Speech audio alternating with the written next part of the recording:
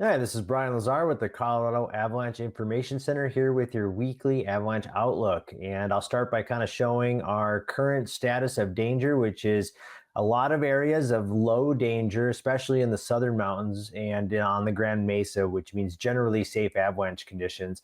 And then for the rest of the state, we're looking at moderate danger, and that's likely to stick with us the rest of the week and through the weekend and into early next week. And we'll kind of show you why. Essentially, we got some snow that came middle of this week, which is on Tuesday and Wednesday, followed by some pretty strong northwesterly winds. And as you can see in this photo, we saw widespread drifting of that new snow, and that led to a new wind slab avalanche problem. And so most of the avalanches that were breaking looked like this. They were on wind-loaded slopes, in this case indicated by those small cornice features on the top. And what all that drifted snow did on many slopes, including north and east facing slopes at higher elevation, was bury this really weak snow that was on the surface before this storm. And this is leading to our next generation of essentially persistent slab avalanches. Again, breaking in the recently drifted storm snow. So they're only about a foot, maybe 2 feet at most in places that got more than about 8 inches of snow, which mainly are confined to the Elk Mountains, portions of the Sawatch, and the Park Range. And this is something we want to keep an eye on because this is going to be our next generation of persistent slabs. And of course, those are the kinds of avalanches that you can trigger from a distance and trigger from below.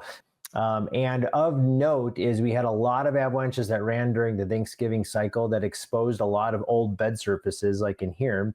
You can see evidence of an old avalanche, a bit much bigger one that ran during that Thanksgiving storm.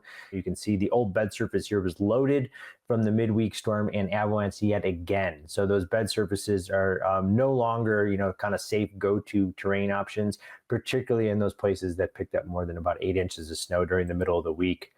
Fortunately, our new persistent slab problem, because it's so close to the surface, is providing clear signs of unstable snow, notably audible rumbling collapses and shooting cracks like this. So if you start to see those signs of obvious instability, it's time to move to lower angle slopes or move on to southerly aspects which don't harbor this problem as much.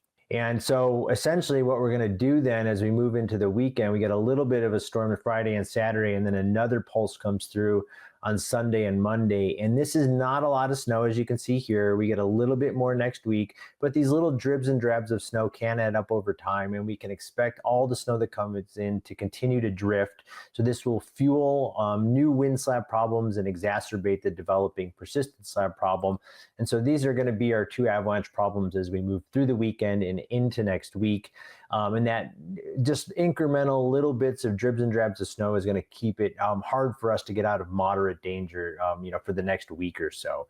So conditions do vary a lot depending on where you're going in the state because of recent storms, recent wind drifting, and how these new little tiny storms are going to impact us going forward. So make sure to get your local avalanche forecast at colorado.gov/avalanche, and we will see you here next week.